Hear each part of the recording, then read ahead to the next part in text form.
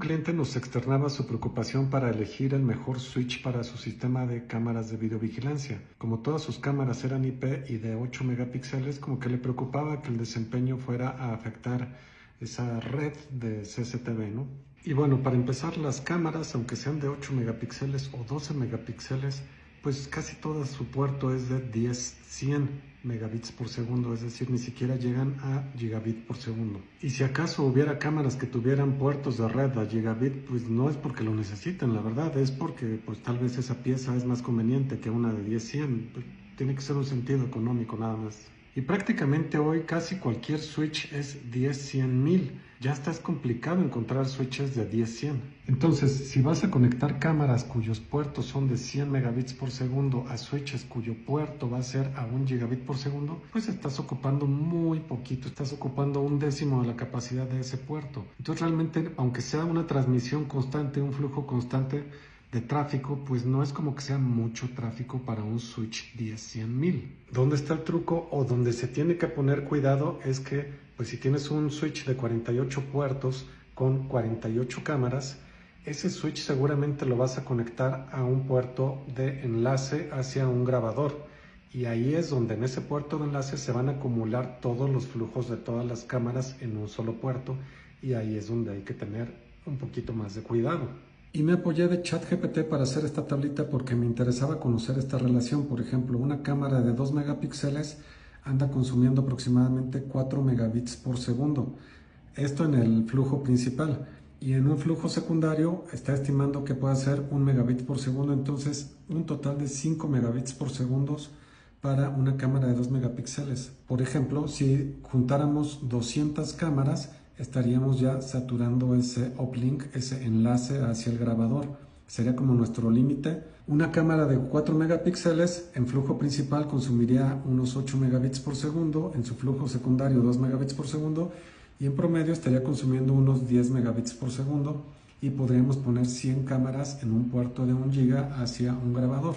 Ese sería un límite. Y una cámara de 8 consumiría 16 megabits por segundo, 4 megabits por segundo del flujo secundario, un total aproximado de 20 megabits por segundo y podríamos transmitir 50 cámaras de 8 megapíxeles en un puerto de 1 giga. Obviamente pues 16 megabits por segundo en un puerto de 1 giga no hace mucho sentido, pero si sumamos 50, pues ya nos estamos consumiendo ese giga de enlace hacia el NVR. Obviamente, ¿de qué va a depender este consumo de 5 megabits por segundo para una cámara de 2 megapíxeles? Pues va a depender de las imágenes por segundo. Por ejemplo, la misma cámara de 2 megapíxeles con 25 imágenes por segundo consumiría 5 megabits por segundo, pero si pusiéramos 50 imágenes por segundo, serían 10 megabits por segundo y obviamente nuestro uplink va a bajar. Podríamos aquí poner 100 cámaras y aquí 200. ¿Y de qué otro factor muy importante va a depender el consumo de una cámara? Pues de la compresión que se esté usando. Por ejemplo, varía de H.264 a H.265 a H.265 más. ¿Cuánto? Varía bastante. Por ejemplo, una cámara de 2 megapíxeles en H.264 va a estar consumiendo 8 megabits por segundo máximo. En H.265, 5 megabits por segundo y en H.265 más 3, o sea, es la mitad, casi la mitad por usar H.265 Plus. Y al final todo esto tiene una lógica. Si tú te pones a ver un grabador de 16 cámaras, con un grabador de 32 canales, con un grabador de 64 canales o un grabador de 128 canales, todos tienen un puerto de 1 giga. No encuentras uno con puertos de 10 gigas. ¿Y cuál es esa limitante? El disco duro.